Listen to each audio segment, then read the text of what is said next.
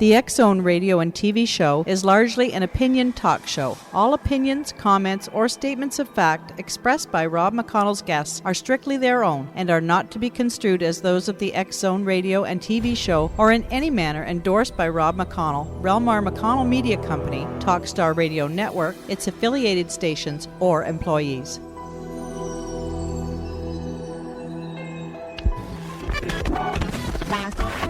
All Hit Radio.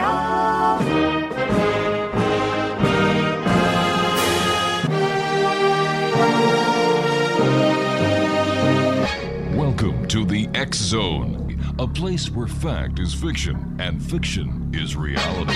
Now, here's your host, Rob McConnell.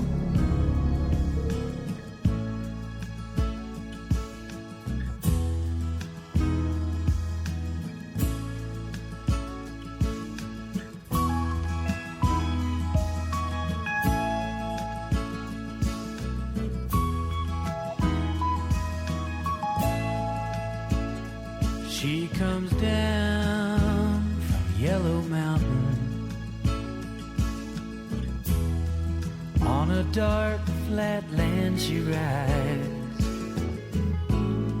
on a pony she named Wildfire with a whirlwind by her side on a cold Nebraska night.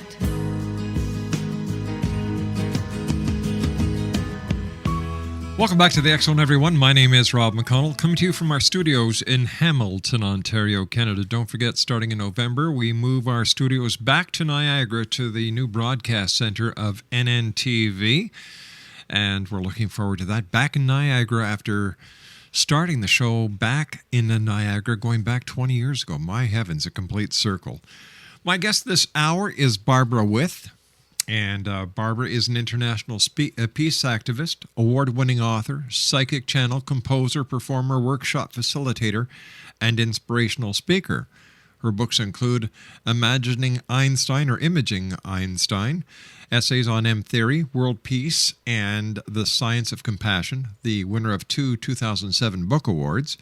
Party of 12, The Afterlife Interviews, winner of the 2008 Beach Book Awards for Spirituality. Party of 12, post 9/11, the true story of her journey to become the emissary for Albert Einstein, and the diaries of a psychic sorority talking with the angels. Joining me now is Barbara With. And Barbara, welcome to the X-Zone. Good evening, Rob. Thanks for having me. So tell me, when did you know that you were a psychic? I always like to preface my psychic work with my musical work because I began writing music probably when I was about 12 years old. Mm-hmm. And that kind of experience of going into the nothing and pulling out words and melody and meaning really was the preamble to be able to become a channel myself. In high school, I went to a channel. She happened to be the mother of a friend of mine, and we didn't call it channeling back then, all those many years ago. But I studied with her for probably about 10 years, and it was in 1987 that I started to spontaneously automatic write. And because of my experience, I knew what it was, but it was still very exciting and a surprise. So after writing for about a year, I took a chance at a small gathering, and I spoke as my mentor had. And that was the beginning of a very long and wild ride into the world of channeling and eventually discovering Einstein. Tell me, what was it like the first time that you did a channeled reading for someone and they validated everything that you were saying? Well, after the year that I sat writing, people would come over and I would write. There was a lot of positive feedback and people wanted more of it. But when I really got the validation was the first time that I spoke. I was in a small group at a party, and I explained to everybody, what was going on, and would they be willing to experiment. And one man was very skeptical and kind of cynical, And I told him I respected his view, but if he could just be respectful of his questions. And then I kind of closed my eyes, not really knowing what I was doing, but I felt this shift inside me of energy, like there was this flow from my feet up through my head, as if something was sort of whooshing by me. And I began to speak, and I honestly don't remember what was said. That was many years ago, but when I was through, I had gone around and addressed everybody individually, and when I was through and opened up my eyes, probably about half the people were crying. Wow. And I don't think it was because of bad things, but it just resonated so deeply with people, and they wanted more. And that was sort of all I needed as far as validation of that talent. Validation that it's Einstein, that's a kind of another more complicated story. Well, let's talk about that when we come back from this 2-minute commercial break, Barbara.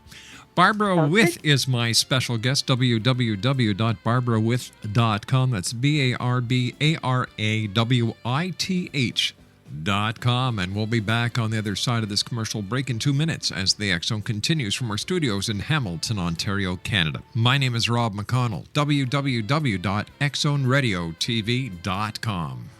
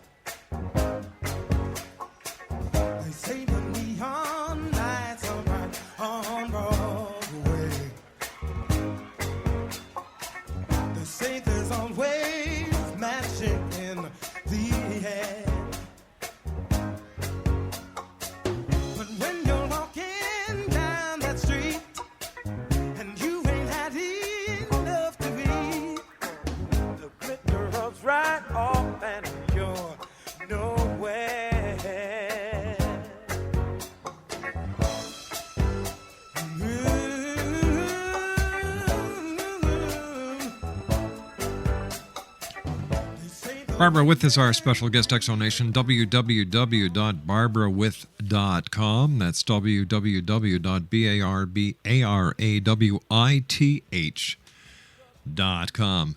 Barbara, how did you learn that you were actually channeling Albert Einstein? Well, that was a very slow unfolding. When I first started spontaneously writing, I, of course, asked, who are you? And I got the answer that they were sound. And I didn't quite understand what that meant, but it made sense considering my life as a composer and a musician. So for many years, when people would come for readings, I would say I was a conduit for your higher power speaking through me, and that's about all it was.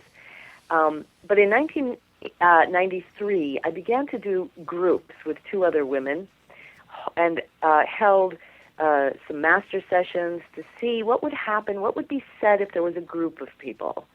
And in that time period, the girls asked, who are you? And they said, you can call us angels. And at the time, I was a little suspect, frankly. I have always been something of a skeptical person, which I think is a healthy thing. But it just didn't feel right to me. But, it felt better than some strange name from Egypt, or, everybody had Ankara or Solaris or whatever. Yeah. So we went with the angels for a while. And in 1998, when I was writing my second book, Party of 12, The Afterlife Interviews, one of the interviewees in that book was Einstein. And when I did that session, my literary agent was asking the questions and conducting the interviews, and we had chosen to try to put together this book to see what kind of information we could glean. And when Einstein got into the queue, it was an old, familiar voice, like putting on old slippers. And I thought, this is just too familiar to me. But I kind of went along still very skeptical. The information, though, was what was important to me. What was being said, and how did that hold up, in the practical world as well as the spiritual world. And it was very practical information that I was receiving from these angels. So in 2005, the anniversary of Einstein's miracle year of 1905, 2005 was declared the year of physics by the United Nations in honor of Einstein. And I thought, I'll do this little book. I'll just do a book just channeling Einstein. Let's just see what happens. Mm-hmm. And from that has come a most amazing, tiny little book about the manifestation of matter, human consciousness, maps of human consciousness. And it was really that book that I was able to take this documented information that was very strictly Einstein and start to test the validity and see the feedback and see what people felt about it. And in 2007, when I really released it, I met up with the Crimson Circle, which is another spiritual channeling group, and they all believed that there were dead people that you talk to. There was no skepticism there. And when I entered in with Einstein, they all really validated the experience of that. But right now, I am finding as I put this information in front of the scientific community, not the metaphysical or, the paranormal community, there's a lot of exciting response about the unified field that has come through this and the maps of human consciousness and how it all works. I think the maps hold up well against any scientific theory that I've found that is a unified field, which are, there's 3 or 4 out there right now that are pretty solid and very similar to what is contained in that book. So maybe the jury's still out, but at least I'm open and looking and testing and experimenting with that. I personally believe that we'll never really know, but that you get to have a subjective opinion. And my opinion is that it is Einstein. It's just too profound of information for me, Barb with. I never went to college. I went right on the road and rock and roll right out of high school. I dropped out of physics class. So there's a lot of many, many pieces of the puzzle that make an argument for it being Einstein. Does channeling affect you personally? For me, it actually does. It's a very dissociative process. And I myself have, through the years, experienced some mental challenges. You might call them disorders, what have you.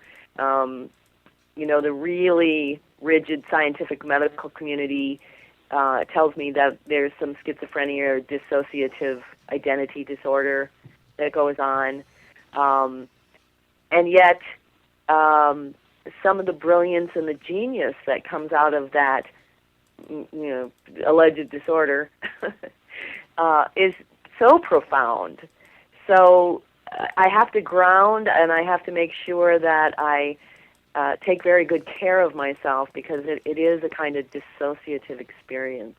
So how do you ground yourself? How do you protect yourself? Well, it's a lot of learning. People often ask me after a session if I'm tired, and I describe it as a marathon runner who goes out and does a couple miles. So some of it is just, it's so innate in me. I've been channeling for so long. Some of it I really do have to, I have to have my regular yoga classes. There's a process that came through in the channeling with the angels that is now called conflict revolution. And it's Einstein's revolutionary way of dealing with conflict on the inner level of the psyche. And I pretty much have to adhere to that in order to feel this energy, a lot of feeling and breathing and reducing my thinking, worrying, fluctuations of the mind, being close to nature. I live a very simple life in a simple place here in northern Wisconsin, and surround myself with people who understand and support it rather than are constantly bringing it down or tearing it down. Although, like I said, I like to be open to the scrutiny of skepticism. I really enjoy that. But for the most part, it's basic good hygiene and self-love. Tell me, why do you think Albert Einstein chose you to be his communication link with this world? Rob, I ask myself that a lot, especially when it's difficult, when the road gets very difficult and heavy from carrying this burden. Some people, it's hard to convey that while it all sounds really exciting on paper, that it's been a big challenge for me in my life, especially in my mental health, because it's just crazy. I mean, it really can be very crazy. But, I guess I wondered, does Barbara Walters ask herself why was she born to grow up to be a woman who got to interview all the famous people? Maybe she does, I suppose. Yeah, but she chose that field. She chose that field. She went to journalism school. She groomed herself for that. Yes, but a lot of people do and never make it. Those who really try do. Well, yes, and I suppose in a way, in a bigger, of soul level, what did I come here to do? It was imprinted on my DNA. And of course, I've been completely fascinated by this line of work for a very long time, but I really don't know. I don't know why I was chosen to carry forth this information, but I'm very honored. Have you ever asked? Well, yes, and sort of like, you volunteered and you were chosen. Oh, I see.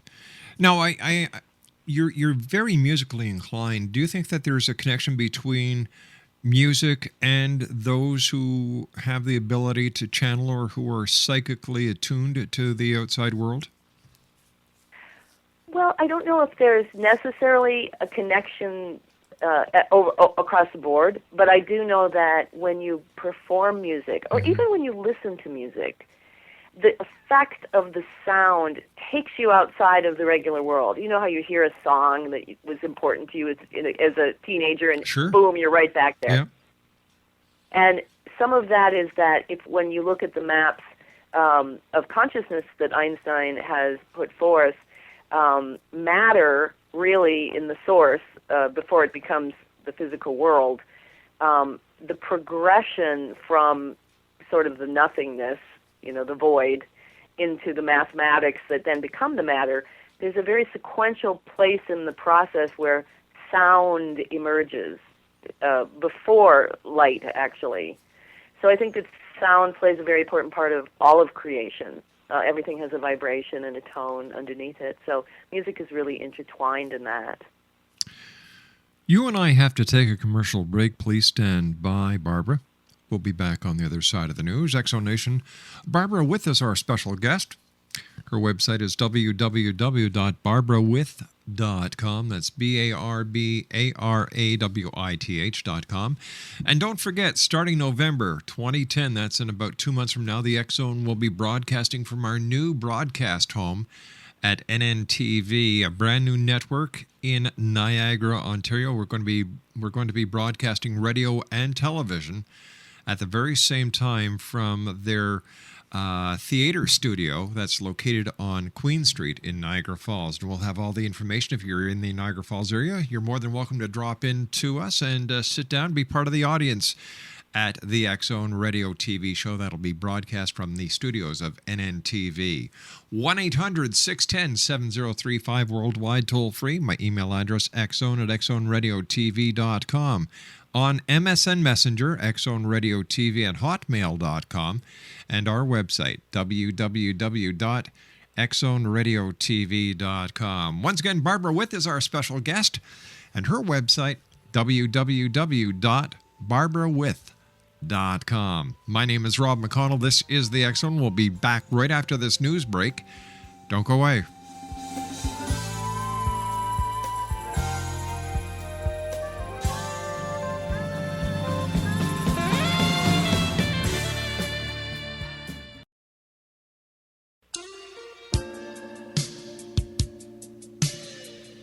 You're listening to the X Zone Radio Show, live and around the world on the Talkstar Radio Network, X Zone Broadcast Network, UK High Definition Radio, Euro High Definition Radio, and Star Cable. Our toll-free telephone number worldwide is 1-800-610-7035. Our email address, xzone@xzoneradiotv.com. On MSN Messenger, xzoneradiotv@hotmail.com. And our website, www.xzoneradiotv.com.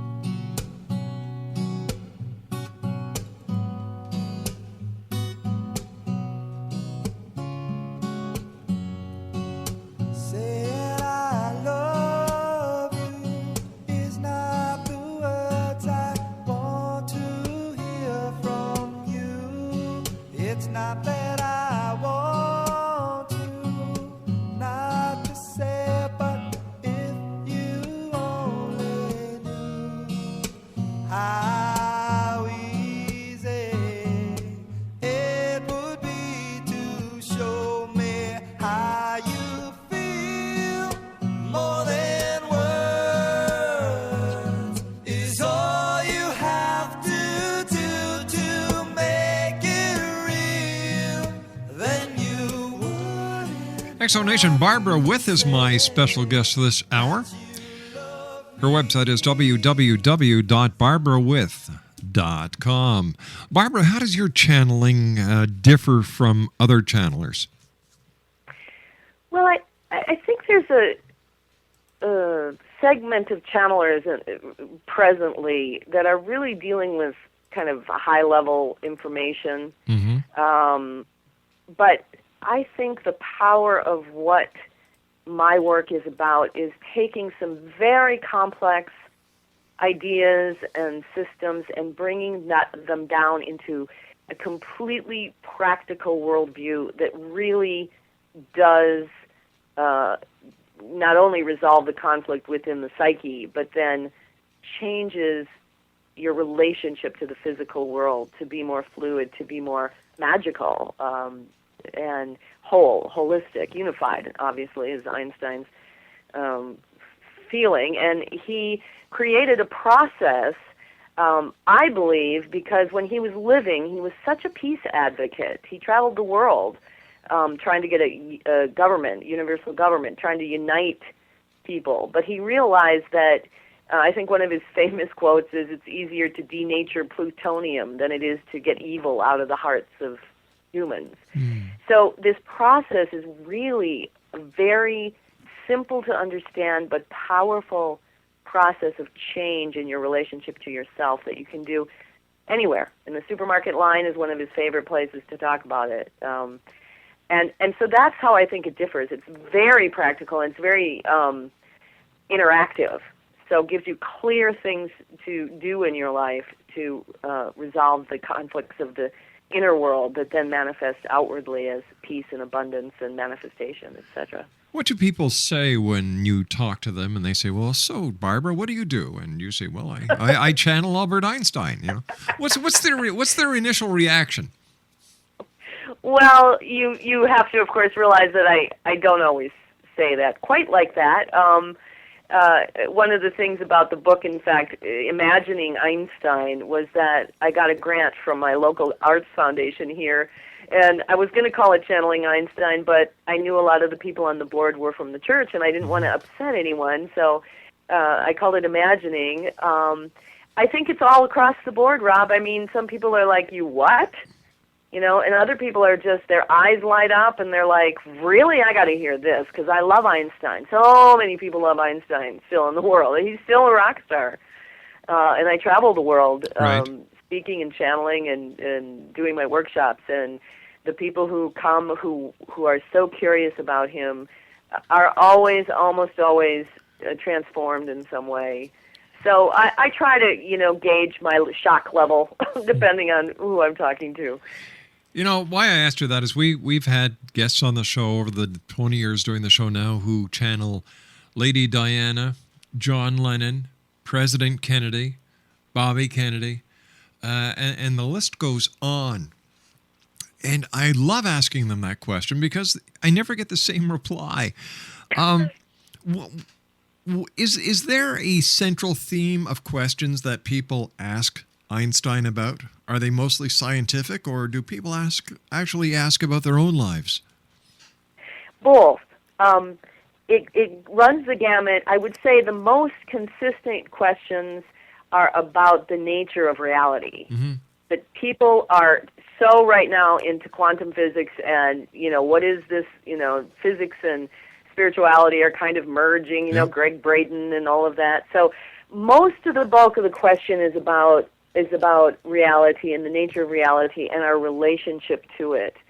But when people come for private readings, which I do over the phone, they ask a lot of personal questions, and the answers provide them with basically step-by-step instructions as to how to have a new approach to those old problems that then transform them on an everyday basis. And I have thousands of people through the years who have told me the revolutionary effect that this process that Einstein has brought forth has had on their lives. I mean, miracles and physical transformations. I had a woman, a lot of people use this process to deal with their depression, or I have a woman in Raleigh, North Carolina right now who's using this process of Einstein's to help heal her diabetes. So there's every level across the board that people apply this information to that has a fairly profound effect. Is there a message that Einstein would like the world to know? Is there something he'd like to tell the world? I think, beside from this body of work, that he would want to say, it all begins within you. And anything else is kind of an illusion that it doesn't. And so that people can empower themselves and know themselves and change themselves in order to make the world a better place. What does Einstein say the other side, or wherever he is like? Does he make a comparison with that reality to the reality that he knew on this side? Well, actually, what he says right in the beginning of the book is that after he lost his physical body, he realized that I think in his time they called it the ethers. I think now they call it dark energy and dark matter, that 90% of the universe is really unaccounted for. Yeah. And when he lost his physical body and became pure energy and consciousness, he realized that this was a very familiar place because it was very much like dreams and imagination. And that goes back to the beginning of our conversation, where with music, you go into the nothingness, and out of your just imagination you pull melody and meaning and words. And I think that's what his first impression was, not only that there was this amazing order to these multiple complex systems, but that it was a very familiar place, this afterlife, and that part of us, part of you, part of me, energetically, even as we speak, exists in that state. So that afterlife really isn't, you're living and now you're dead. It's a part of you even when you're alive, that when the body, E equals MC squared, well, right. You take away the mass, and just mathematically the energy increases, exponentially. So it was very familiar to him. It's like we go through life being the caterpillar, and when we go on to the next part of our journey, we go through the metamorphosis and we become a butterfly. Yep. Yes, absolutely. Exonation Barbara with us, our special guest. Her book is entitled Imaging Einstein, Essays on the M-Theory, World Peace, and the Science of Compassion. Her website is www.barbarawith.com. That's www.barbarawith.com.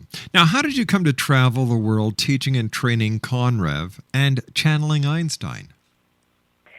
I had the opportunity when my first book came out, or when the book first came out, to appear at an event that was held by the Crimson Circle, which is Jeff Hoppe and Linda Benio, and they channel, and they have a following around the world and a beautiful live internet overwhelming response system. But I started to get invitations from everywhere.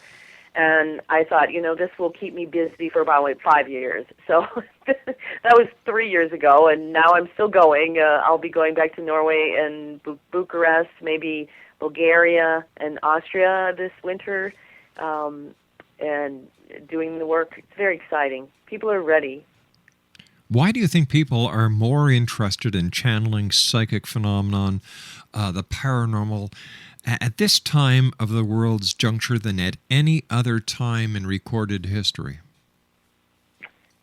Well, I think there's a couple reasons. One is because this consciousness raising, quote unquote, that we've all been engaged in for years is really finally starting to kick in.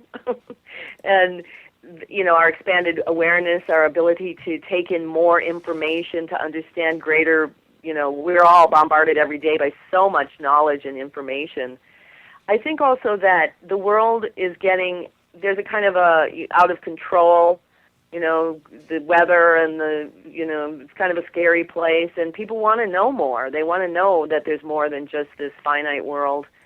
But I also think that physics and spirituality are on a natural conversion path to unification, and it's time for the world to start thinking in a more unified way.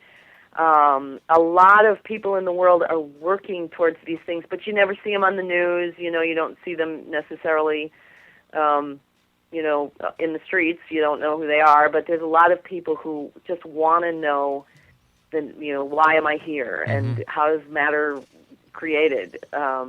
Natural part of this evolution. Heaven knows where we're going, but very exciting time. What does Einstein say about the nuclear thread that the world is teetering on these days? Well, he put out a paper, actually posthumously. Bertrand Russell and he were working on a paper at the end of his life called the Russell-Einstein Manifesto that got read in July of 1955 in London. And it was kind of a prophetic paper about, if nuclear power, and this is 55, so if nuclear weapons continue like this, we're pretty much going to destroy the Earth. And I think if in his in the place of afterlife, when he died, he was so obsessed not only with finding a unified field, but how his work had impacted the planet, what with Hiroshima and Nagasaki and such, that he brought this pressing need into the afterlife, which was a lot of why I think he worked so hard to find a way to get this information back out, because theoretically this conflict revolution that he's created and has tested with me and my associates for many years reduces this internal conflict that then doesn't have to manifest outside as far as wars or fighting, or you deal with it on this inner level, and it naturally brings a peaceful environment. So I think this is his legacy to answer what he might have done while he was alive that might have helped promote, propagate nuclear weapons, knowing that you can't really, he tried the government, he tried the international world government and realized that people were never going to get along, so he had to start with one person at a time. Did he ever have any, did he have any regrets with his part in the development of nuclear annihilation? He did. And he clearly says in the book that he was a pacifist. He was a very vocal pacifist for a very long time until Hitler. And then he was torn because he didn't think he could just stand by and not, be an activist for peace. And so part of his incentive to get the government to start the development of nuclear weapons was because he was afraid that the German government was already ahead of it. I don't think he ever imagined that we would do that and then turn around and bomb Japan. And that experience of bringing the nuclear weapons into reality, and those two bombs going off, I think just completely sickened him in his soul. And he probably didn't live the last 10 years of his life with anything other than the obsession about how could you change this, you know. So it's really brilliant, I think, that he's come back to present this process that's so effective and revolutionary. Now, the challenge is to inspire people to want to live that worldview for themselves. Does someone on the other side have the ability to look into the future? Yes, to a certain extent. I think there's potentials, you know, mathematical equations, possibilities, probabilities, you know, sure bets, and kind of predict. I know that in my readings, I don't tout myself as someone who's going to, you know, predict when your boyfriend's coming back, but there certainly have been a lot of prophetic information through the years that is stunning to me. All right, stand by, Barbara. You and I have to take our final break. Exonation, Barbara With is our special guest. www.barbarawith.com. She's the author of Imaging Einstein, Essays on M-Theory, World Peace, and the Science of Compassion. We'll be back on the other side of this break as we do our wrap-up for tonight, Monday, September the 13th in the year 2010. We'll be back. Don't go away.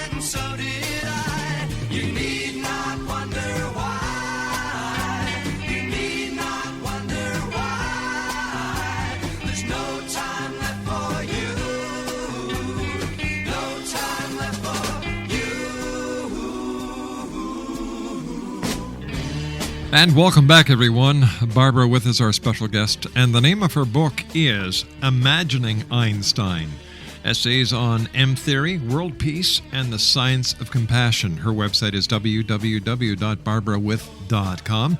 And Barbara, where can listeners get copies of your book, Imagining Einstein? Well, you can go to my website or any of the online bookstores, or you could special order from a storefront. Pretty much available everywhere. Super. What advice would you give others who wish to become the change and make a difference in this conflicted world, Barbara? I would just say that we have so much more power and influence than we ever give ourselves credit for. Mm-hmm. So to really look at your own life, your own thoughts, your own decision, you know, your own contributions is really where our power lies. And that's, I think, where people really want to go and know how to use. Now, where can people actually go to see you channel Einstein? This week on the September 17th, I'll be at Hand with Seeds in Stoughton, Wisconsin. But you can check my website at barbarawith.com for all my appearances around the world. Tell me, has anybody ever asked Einstein what his take on December the 21st, 2012 will be? I don't think anyone has specifically asked him, but there have been some questions in some groups that have been, kind of the collective voice of the party. And the whole idea is that prophecies are not to be necessarily lived by, that really the prediction it'll be much like Y2K. There's so much change going on that particular date and this particular year and all of that is really not going to have that big an impact itself. But of course, we're all on this movement of evolutionary pushing forth consciousness that is only going to continue into 2012. What is your major prediction for the world in the next year?